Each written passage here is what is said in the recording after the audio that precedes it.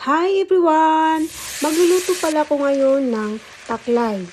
Hindi ko alam kung ano yung Tagalog ng paklay kasi nga sa amin sa Waray, paklay ang tawag.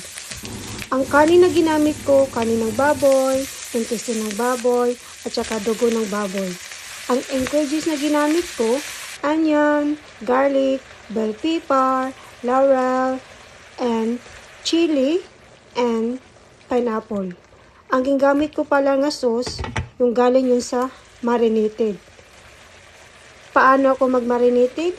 Nilagyan ko ng tuyo, vinegar, a little bit of sugar, and pepper. And then ito na guys, maluluto na siya. Kailangan siya maging dry at saka yung mamantika. Last ko na pala nilagay yung dugo kasi nga ayaw ko madurog yung dugo. Kasi pag once na inuna ko yung lutuin, parang magiging dinuguan na yun. Kaya ito guys, luto na yung paklay ko. Yummy!